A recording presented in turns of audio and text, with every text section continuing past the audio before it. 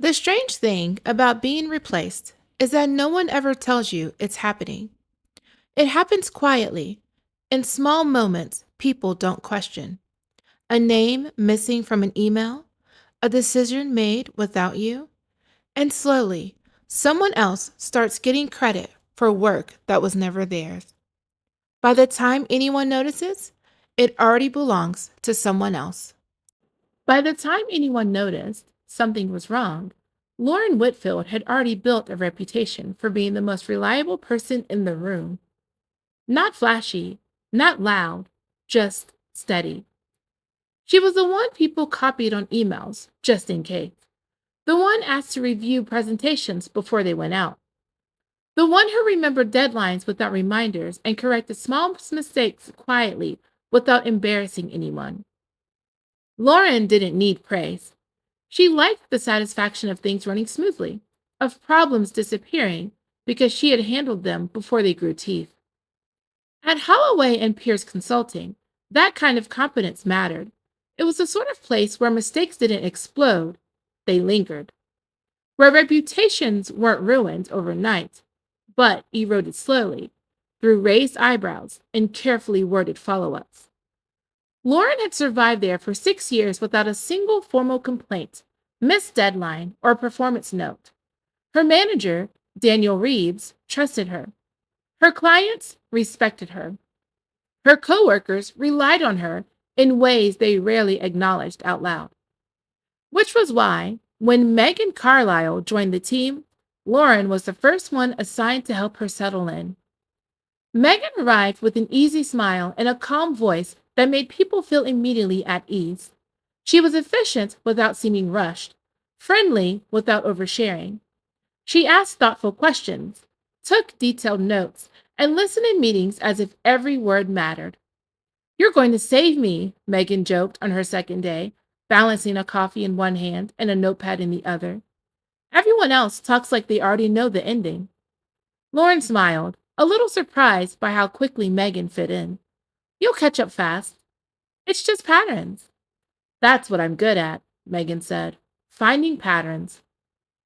At the time, it felt like a harmless comment. Complimentary, even. Lauren showed her where files were stored, how projects were tracked, which clients preferred phone calls over emails. Megan absorbed everything with quiet gratitude, thanking Lauren often, sometimes publicly, sometimes in private messages that said things like, I don't know what I'd do without you. People noticed. That new girl sticks close to you, one coworker said lightly during a break. Lauren shrugged. She's still learning. And you're good at teaching, the coworker replied. Lucky her. Lauren didn't think much of it. Mentoring wasn't new to her. She'd always believed that helping someone else succeed didn't take anything away from her own work. If anything, Megan made things easier. She volunteered to handle small follow ups. She summarized meetings neatly. When Lauren was out sick one afternoon, Megan stepped in without fuss and sent a quick message saying, Everything's covered, rest up. It felt supportive. There were moments, tiny ones, that didn't quite align. A sentence Megan repeated in a meeting that sounded a lot like something Lauren had said the day before. A task Megan completed that Lauren was fairly sure she'd already finished.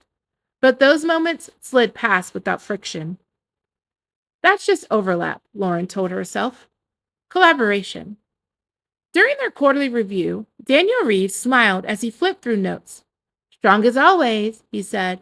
And I've noticed you've been a real anchor for the team lately, especially with Megan onboarding so smoothly. Lauren felt a flicker of pride. She's sharp, she said. She picks things up fast. She really does, he agreed. It's good to see that kind of initiative. The word initiative didn't register as strange at the time. If anything, Lauren felt relieved. She'd worked hard to create stability for herself, for her team. Things were balanced, predictable, under control. And for a while, they stayed that way. The first thing to go missing wasn't her job. It wasn't her reputation. It was an email, one she was absolutely certain she had sent. Laura noticed the missing email on a Tuesday afternoon, the kind that felt too ordinary to matter. She was clearing her sent folder before a meeting with Daniel Reeves, scanning for a client update she remembered writing the night before. She could picture it clearly, the phrasing, the attachment, even the way she'd reread the final paragraph twice before hitting send. But it wasn't there. She searched again, by subject line, by recipient, by date. Nothing. Lauren frowned, a small crease forming between her brows. She hated that feeling, the one where certainty slipped just enough to make room for doubt. She told herself it was simple. Maybe it hadn't gone through. Maybe she'd drafted it and gotten distracted. It happens, she thought. You're human. Still, her stomach tightened as she opened her draft folder. Empty. By the time she stepped into the conference room, Daniel was already there, laptop open, posture relaxed. Megan sat beside him, flipping through a neatly organized notebook. Hey, Megan said warmly. We've just getting started. Daniel glanced up. Lauren, quick question before we dive in. Did the client update go out yesterday? Lauren didn't hesitate. Yes, I sent it around 6. Megan looked up, just slightly. Not surprised, not accusatory, just curious. I didn't see it come through, Daniel said, still mild. I figured it might have been delayed. Lauren's mouth went dry. I can resend it, she said quickly. It must not have gone through. No worries, Megan said, already typing. I sent them a brief note this morning just to keep things moving. Daniel nodded, relieved. Great. Thanks, Megan. Lauren smiled, but it felt stiff on her face. After the meeting, she returned to her desk and searched again. Slower this time, methodical. She checked trash, archive, spam. Nothing. Her confidence wavered, just a fraction. She messaged Megan. Hey, did you happen to see the draft I sent last night? I can't find it. Megan responded almost immediately. I didn't see one come through. Totally fine, though. It happens. I'm happy to loop you in on what I sent. The exclamation point softened the message, made it friendly, harmless. Lauren typed back the thank you and stared at her screen longer than necessary. That evening, Rachel Kim leaned over the divider between their desks. Rough meeting? She asked lightly. Not rough, Lauren said. Just odd. I could have sworn I sent something and didn't. Rachel hummed. That's weird. You're usually the most on top of it person here. Lauren laughed, but it came out thinner than she meant. Apparently not. Rachel smiled back, but her eyes lingered, thoughtful. The second incident came 2 weeks later. A project summary Lauren had finalized appeared in the shared folder. Altered. Not dramatically, just enough to change the tone. A sentence softened. A recommendation reframed as a suggestion. Daniel emailed the team with a quick note. Let's tighten up the messaging on this one next time. Lauren stared at the screen, heat creeping up her neck. She opened the file history. The edits weren't hers. Megan passed by her desk a few minutes later. Hey, she said gently. I noticed the client might be sensitive to that phrasing, so I tweaked it slightly. Hope that's okay. Lauren hesitated. I didn't realize it needed changing. Megan smiled apologetically. I figured it was just a style thing. You've been juggling a lot. There it was again. Not blame, not accusation, concern. That's fine, Lauren said, forcing ease into her voice. Next time, just let me know. Of course, Megan replied. I should have checked. She didn't look embarrassed, just calm. Over the next few weeks, the moments accumulated. A meeting recap that credited Megan for keeping the project aligned, even though Lauren had led it. A deadline reminder sent to Lauren, and only Lauren, with Megan CC'd. A casual comment from Daniel. You seem stretched lately. Let me know if you need support. Lauren started double-checking everything. Saved drafts, forwarding herself copies, working later to make sure nothing slipped. Still, the feeling persisted that something was happening just outside her line of sight.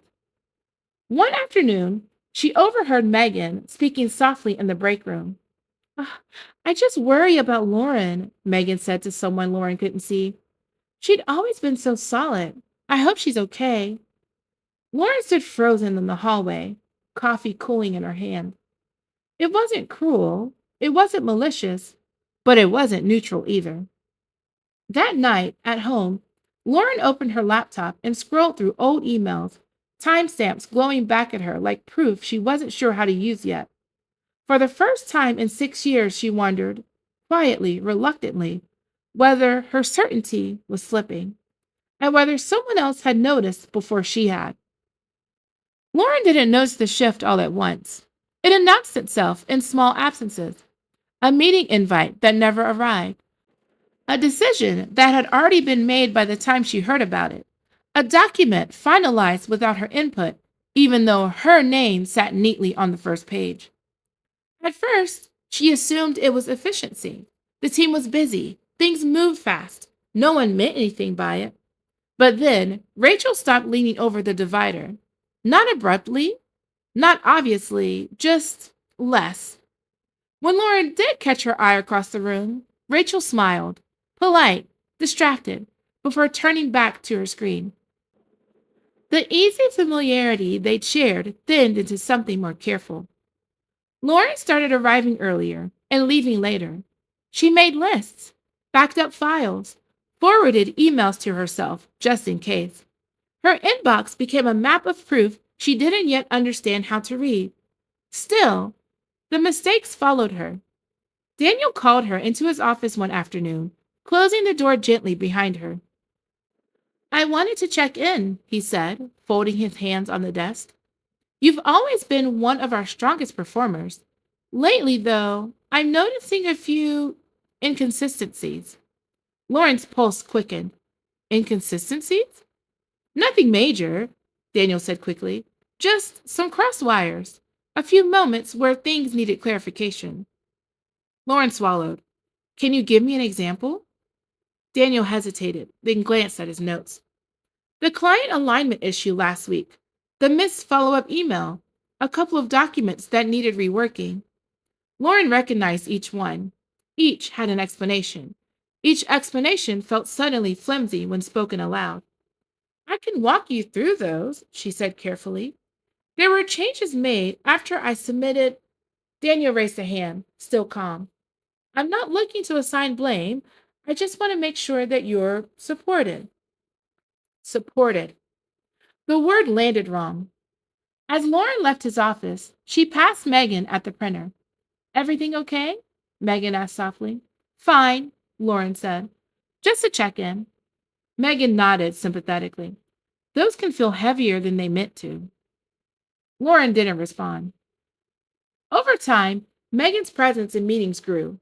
Not louder, just more central. She summarized discussions, clarified points, stepped in when conversation stalled. Lauren noticed the way Daniel looked relieved when Megan spoke, the way decisions moved faster when she framed them. "You're really good at keeping things clear," Daniel told Megan once, smiling. Megan laughed lightly. "I just try to make sure everyone's on the same page." Lauren felt something twist in her chest. She was still working, still producing, still doing everything she'd always done. Only now, it seemed to require witnesses. When she spoke in meetings, people nodded, then waited. Megan often filled the silence. "Just to build on what Lauren said," Megan would begin, repeating the point with a slight shift in tone. Polished, accessible, final.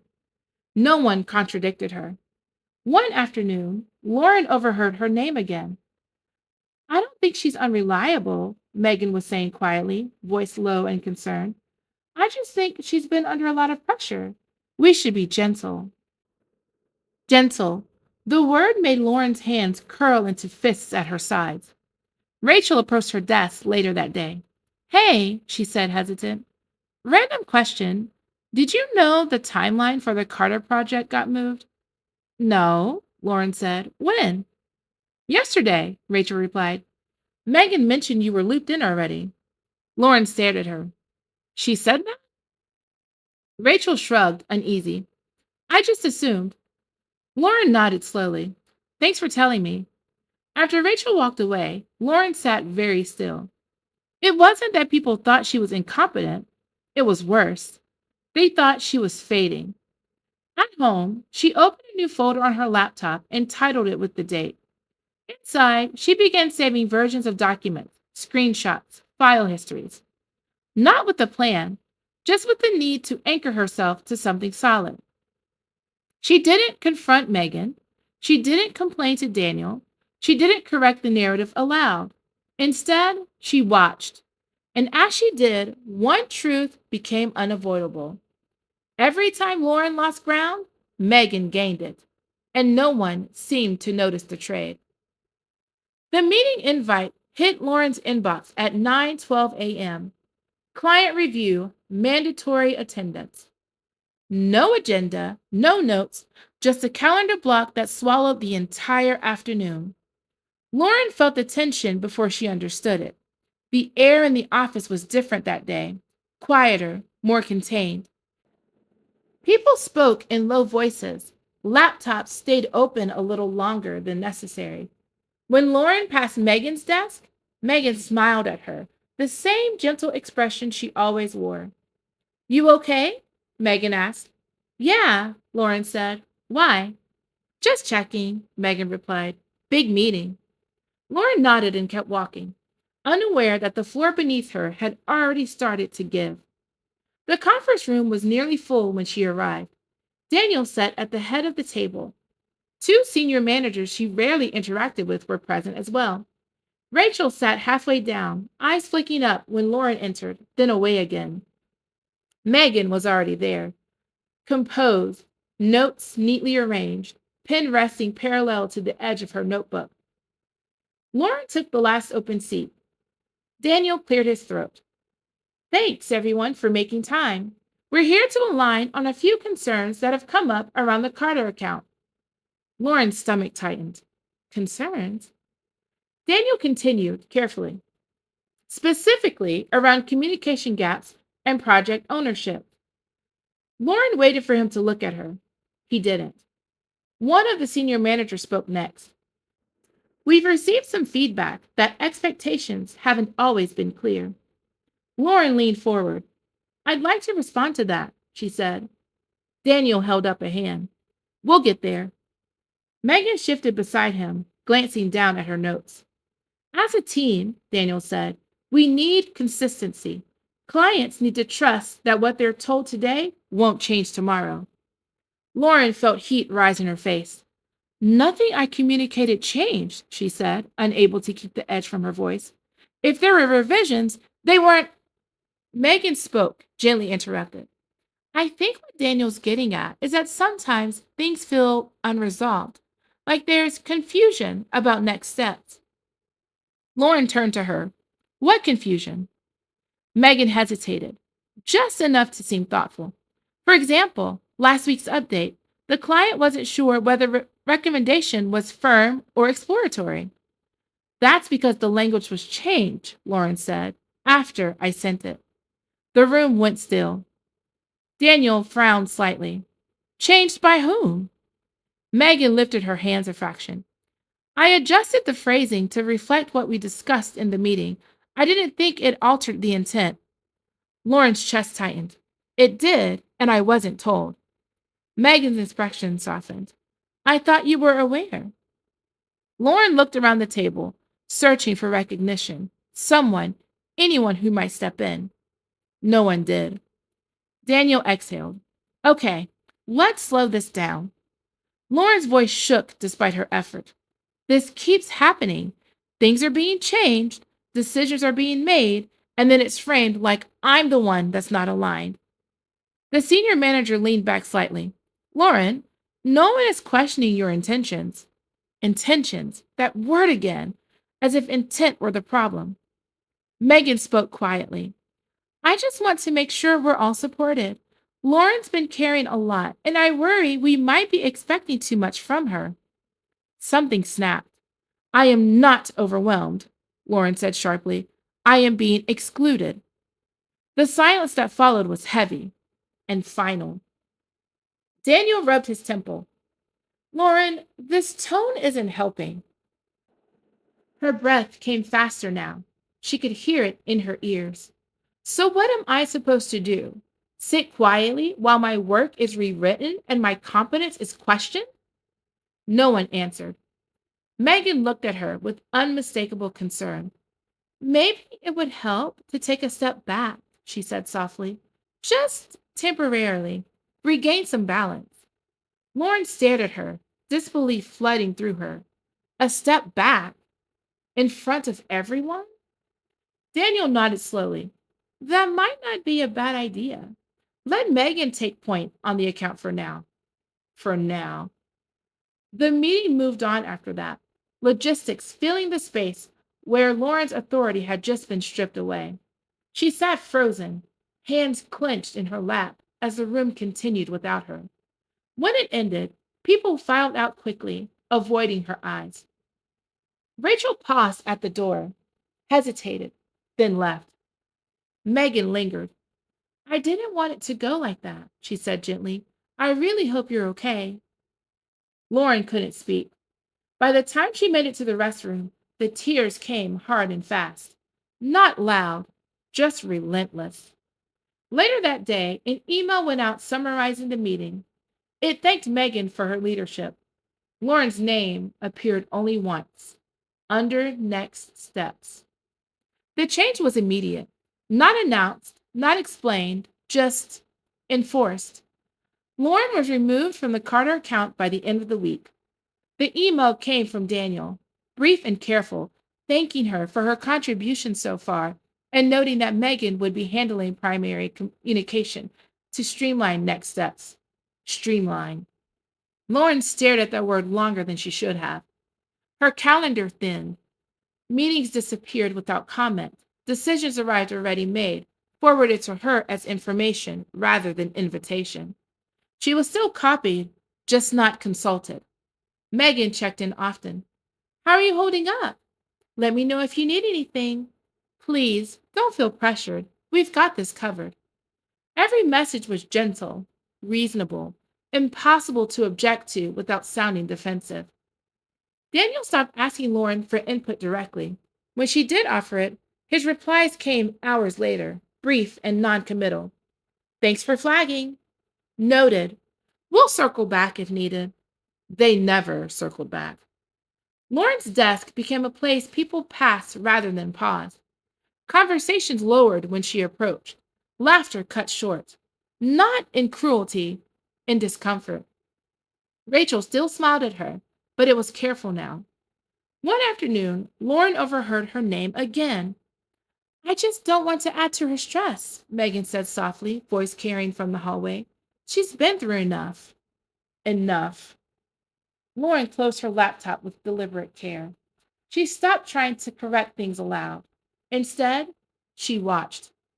She noticed how Megan positioned herself, always available, always agreeable, how she framed decisions as group consensus, even when they weren't, how she used Lauren's past reliability as evidence that something must be wrong now.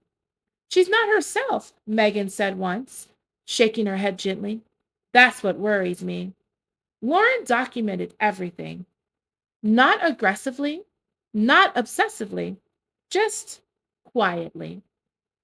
She saved file histories, screenshotted timestamps, noted when she was removed from threads and added back later after decisions had already been finalized. She began to see the pattern. Whenever Megan spoke for her, Lauren lost ground. Whenever Lauren stayed silent, Megan filled the space.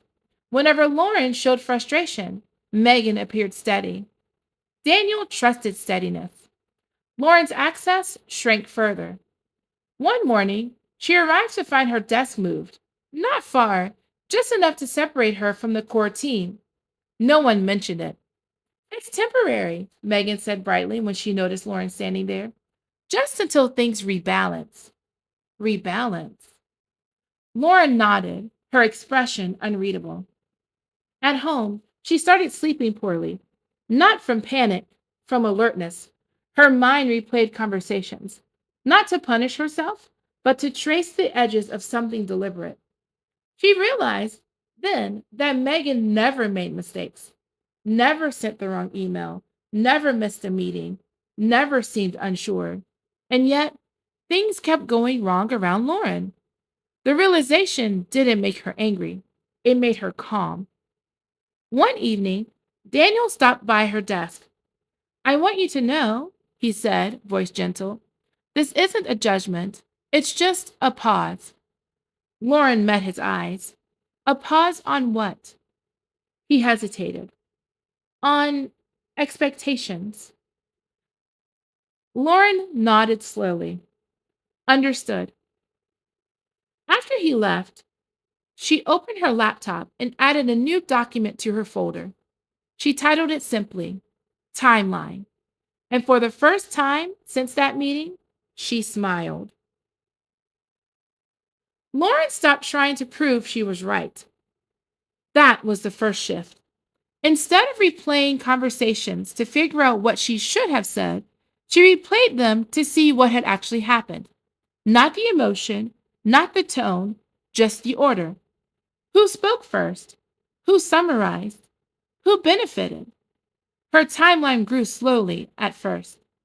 A missed email here, a reframed document there, a meeting she hadn't been invited to, followed by a message thanking Megan for stepping up.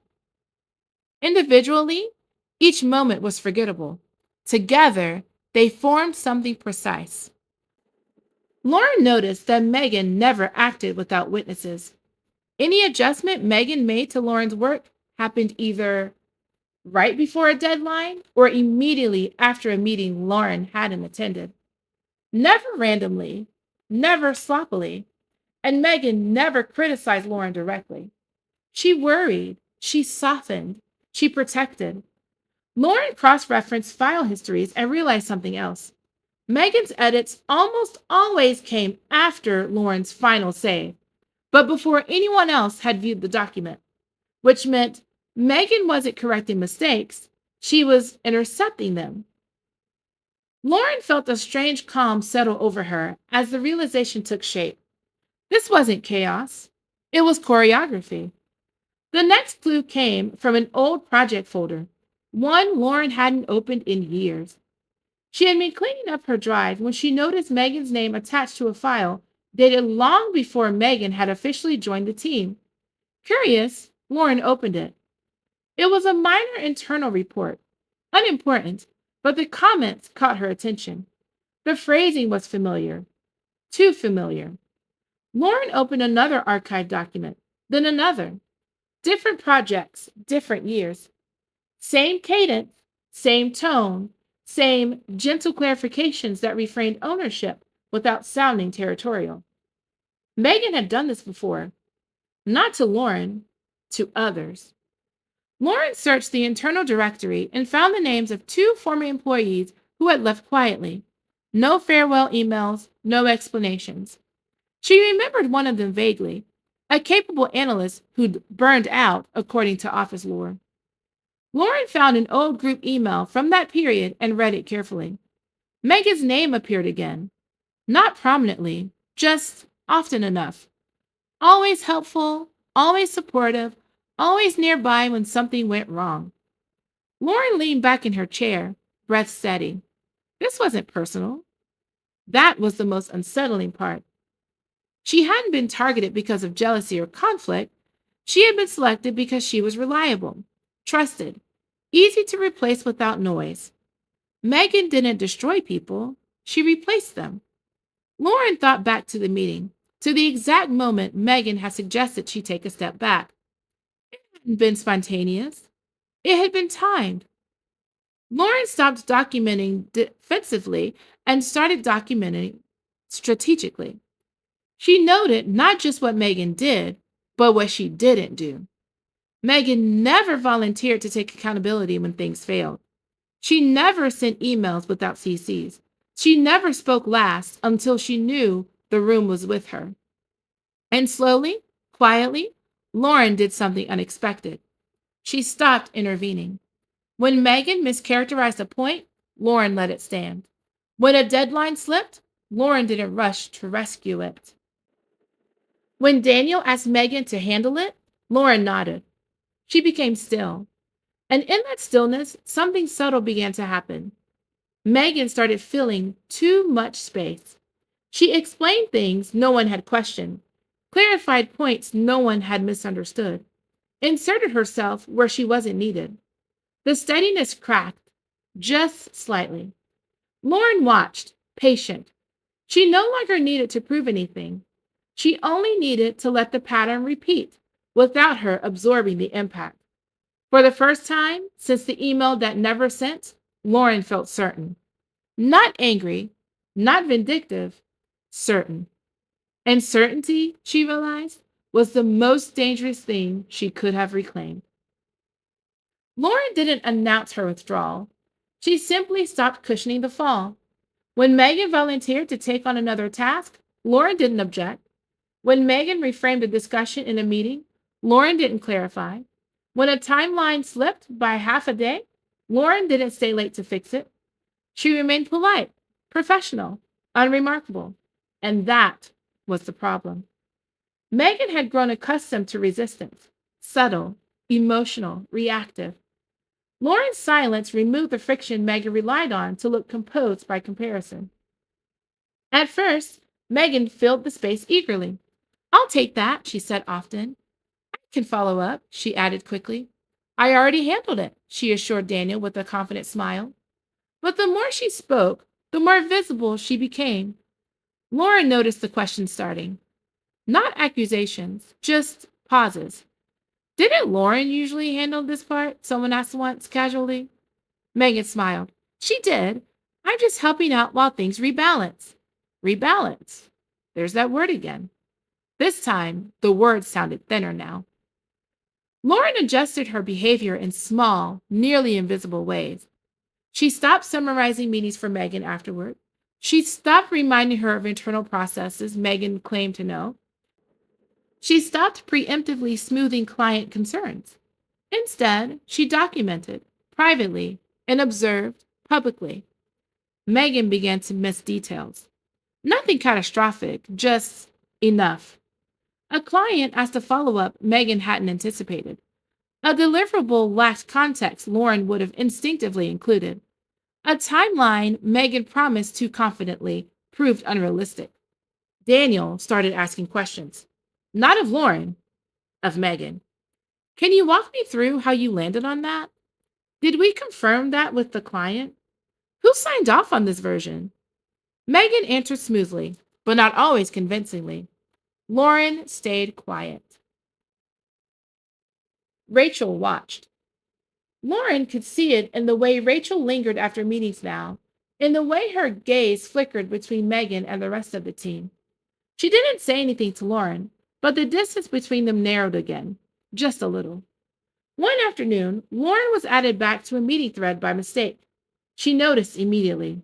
So did Megan. Sorry, Megan messaged her. That one was meant to be small. Lauren replied simply, no worries. She stayed on the thread and said nothing. The conversation unfolded without her. Decisions were made, shakier ones than before. Lauren saved the thread, time-stamped, untouched. Another week passed. Megan's tone shifted. She checked in more often, asked more questions, sought reassurance she hadn't needed before. You're okay with how this is going, right?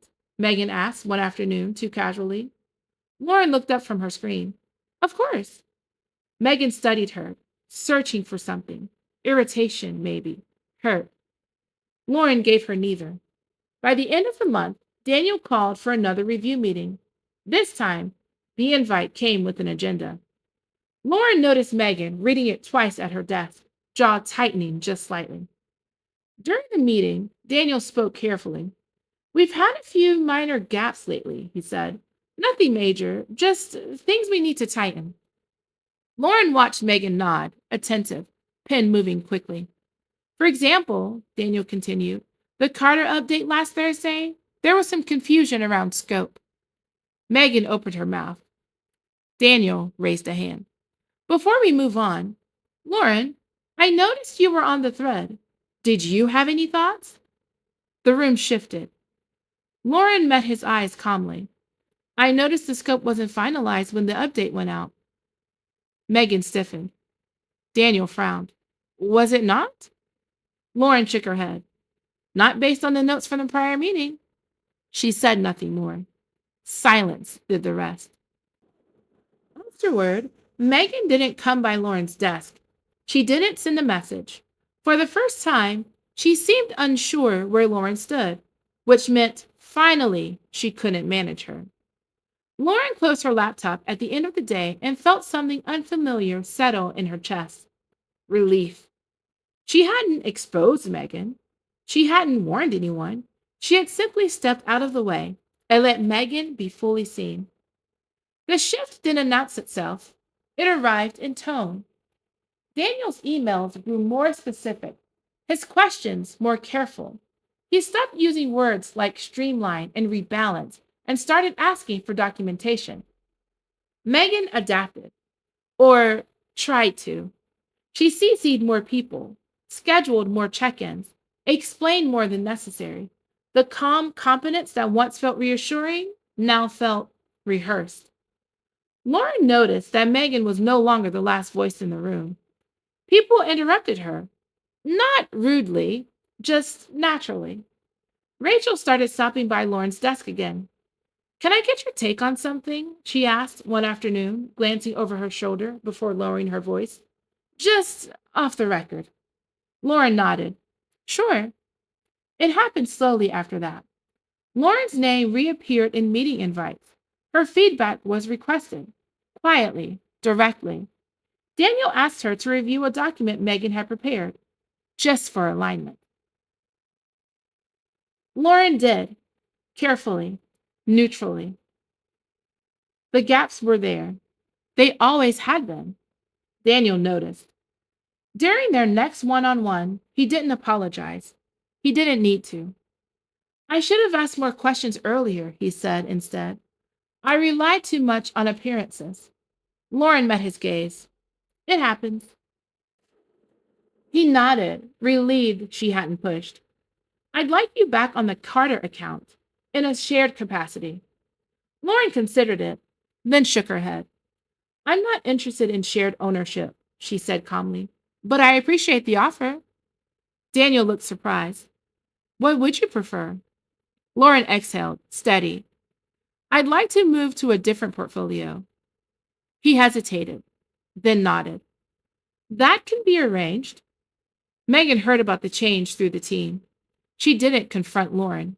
She couldn't, because nothing Lauren had done could be pointed to. There was no accusation to deflect, no emotion to manage, just a gradual removal of trust. Megan's influence shrank, not dramatically, just perceptibly. She was still competent, still employed, still polite, but she was no longer protected by assumption. Lauren packed her desk on a Friday afternoon, moving to a quieter corner near the windows. People helped without being asked. Rachel lingered, smiling softly. I'm glad you stayed, Rachel said. Lauren smiled back. Me too. As she settled into her new role, Lauren noticed something else. No one asked her to explain what had happened. They didn't need to. They'd felt it. Weeks later, as Lauren walked past the conference room, she heard Megan inside, explaining something carefully, defensively. Lauren didn't stop. She didn't listen. She didn't look back. The truth didn't need an audience anymore. It had already found its place. In the end, Lauren didn't fight back. She just stepped aside and let things unfold. Would you have done the same? Let me know in the comments, and I'll see you in the next video.